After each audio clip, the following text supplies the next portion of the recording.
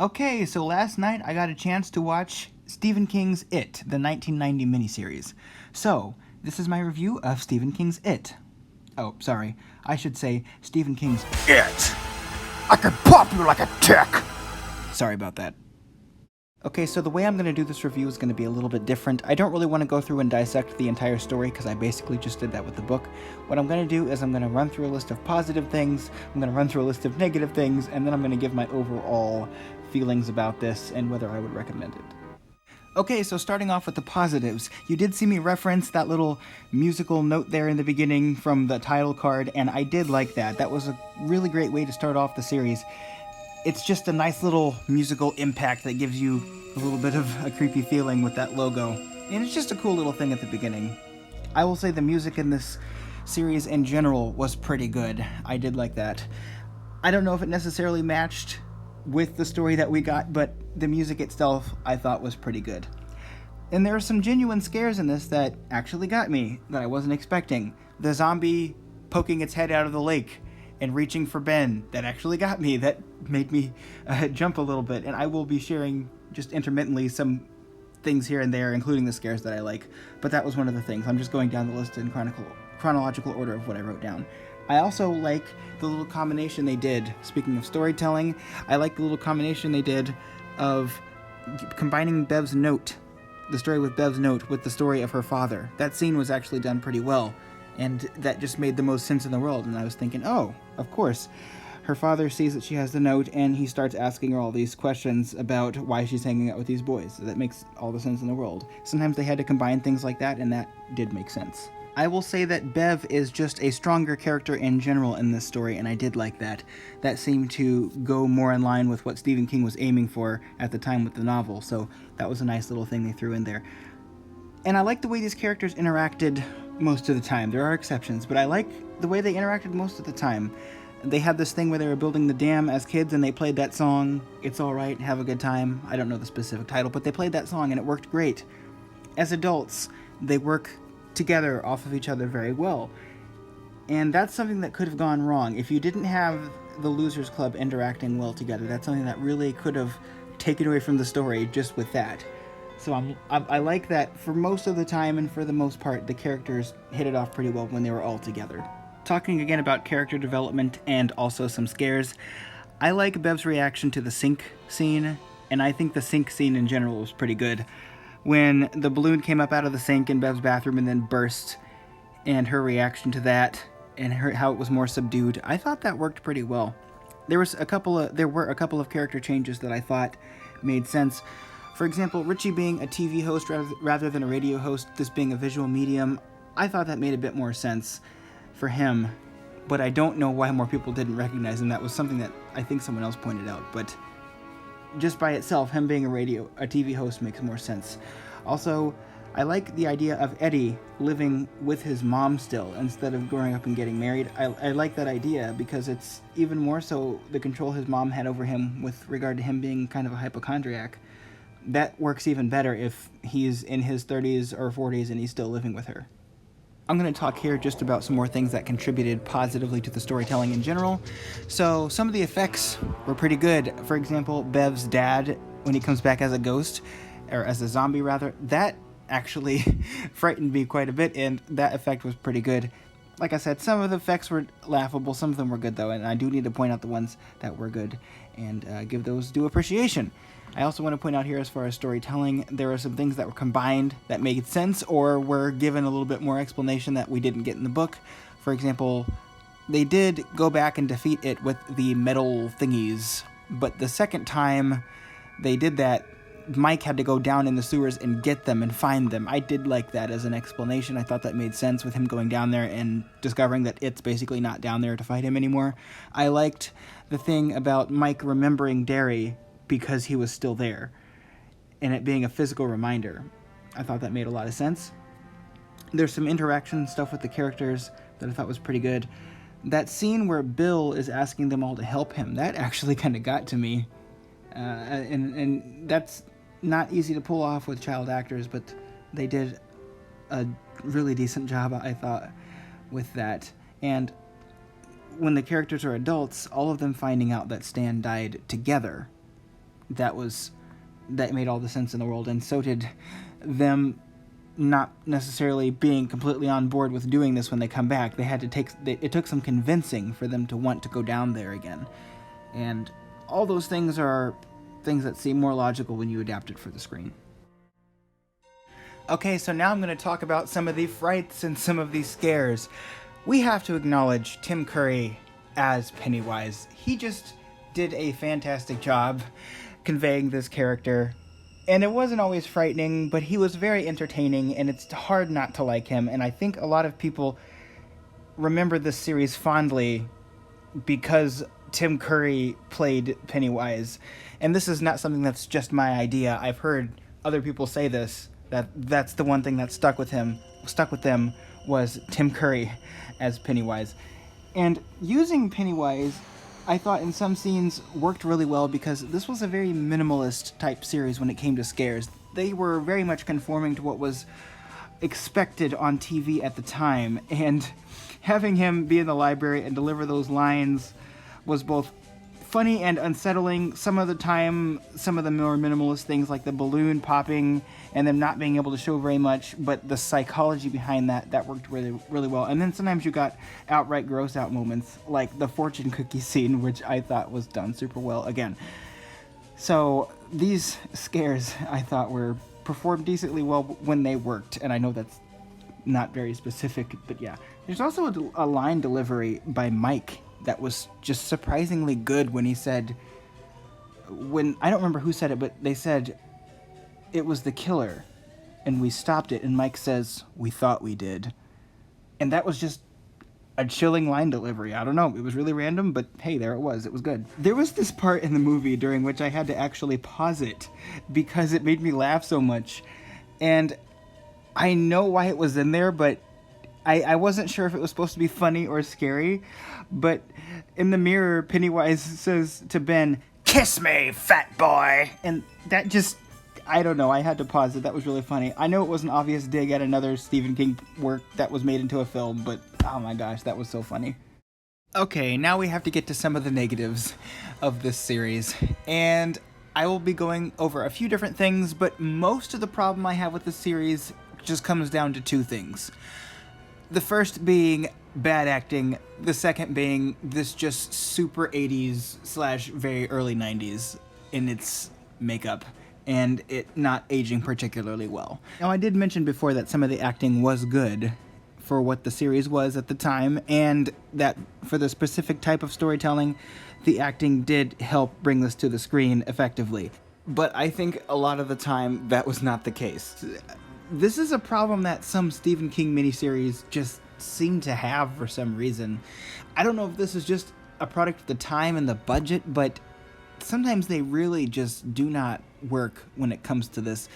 There are moments that are supposed to be super serious that end up being unintentionally hilarious. I'll give you two great examples. The first is Bev saying, "Why does it have to be so mean?" It's so whiny, and it just doesn't come off as emotional at all. And the close-up during Stan's bathroom death scene, which is supposed to be so sad, is just it's just kind of cringy. I'm sorry. I mean, I'm not saying anything bad against the actress.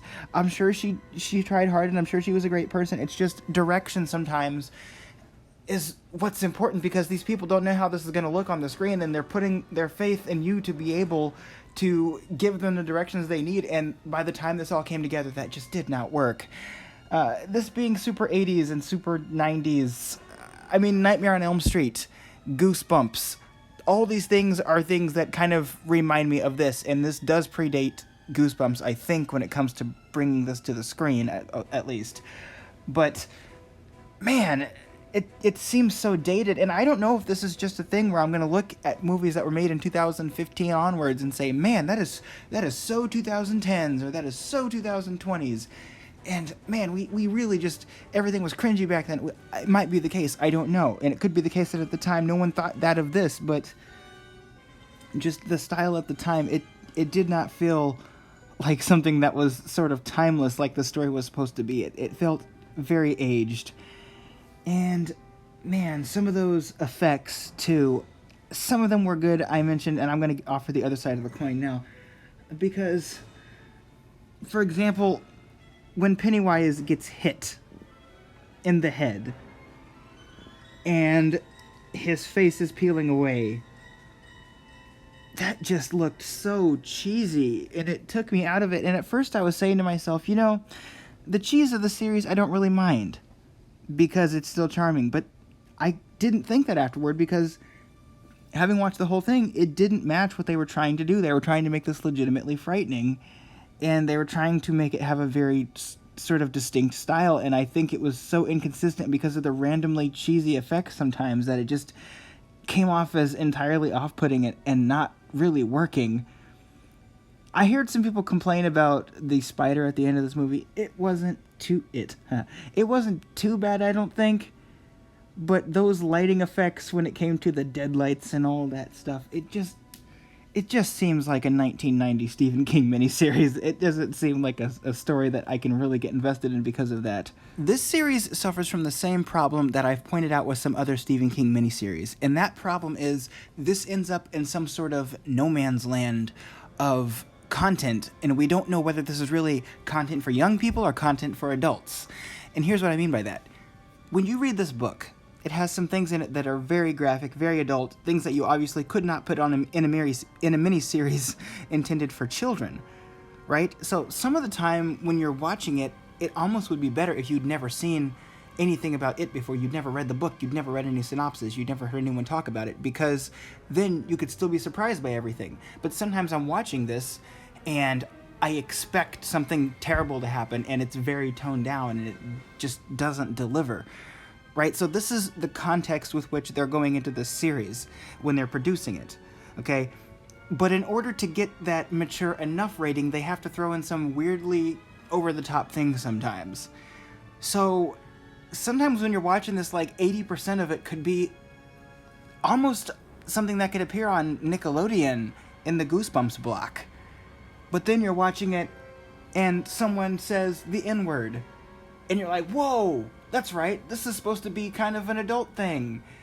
And then they have it be like a kid's thing for a while, where the scares are laughable and silly, and they're just skeletons that are in the lake that don't even look gory or anything.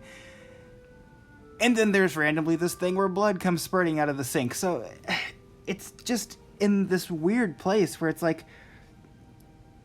I wish they would have just gone one way or another with it, because it's kind of giving me this feeling of not being able to settle on what I know this is. Because it's like, it would have been so easy to just say, okay, we're going to make this more of a family thing, more of a kids thing. We're going to take out all those things that don't need to be in there. We can take out this suicide.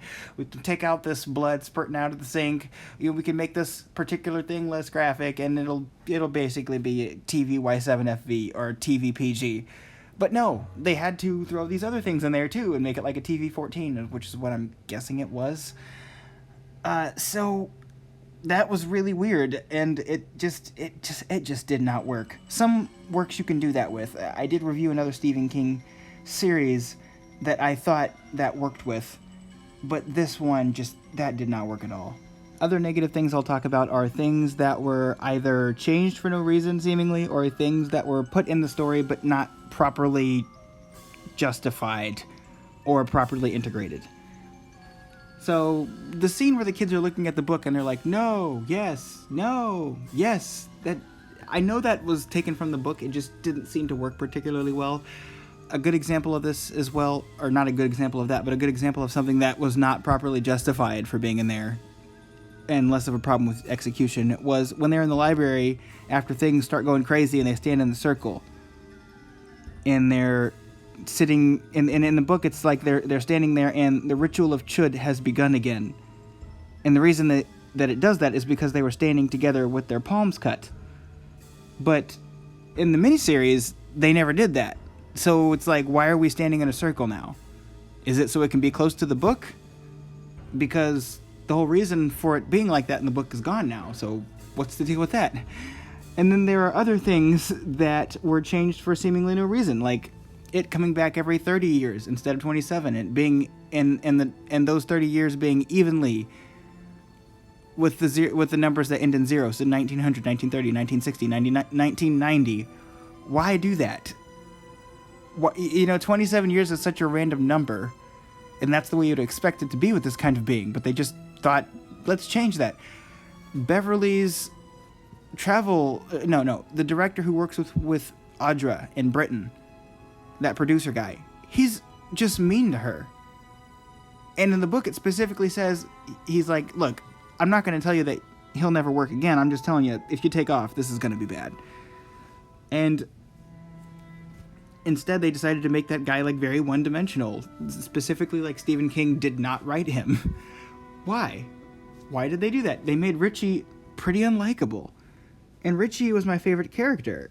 And they just decided to make him the most unlikable person of the main characters. And I'm thinking, why would you do that? What purpose did that serve?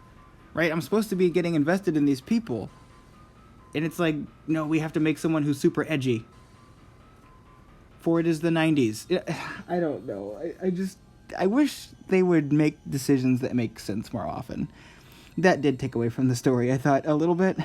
But I can't really think of anything else negative to add. I actually forgot a positive, which was that rock fight scene was really cool. So I'll just throw that in there as a last little thing there with regard to this positive and negative stuff.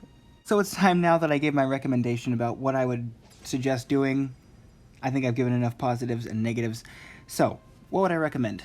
Well, if you're a Stephen King completist and you really like this book and you were curious about what the 1990 adaptation was all about, I would say watch this. It's worth a watch.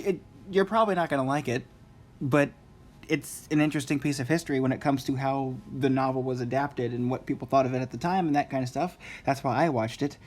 But if you're trying to get that experience you got from the book, don't bother with this. I haven't seen much of the newer movies, but from what I've seen, I think they're better. They're not perfect. They've got their problems, but they're better. If you really want the feel of the book and you really want to experience the story that way, this is not the best way to do that. It's just kind of dated, and it has some things in it that are funny and some things that are good, but I would say if you're a more casual fan of Stephen King, or it's not necessary to see this for the sake of completion, and you're not doing a YouTube channel like I am where you're going through and reviewing every single It thing, don't bother with it. That's pretty much it. If you like this content, be sure to like this content because I will be making more of it. And if you would like to get even more, then hit the subscribe button. And hopefully YouTube will tell you when I make new things, when you hit the little notification button, the little bell thing, and hit all notifications. Okay, until next time, I'll see you guys next time. Bye-bye.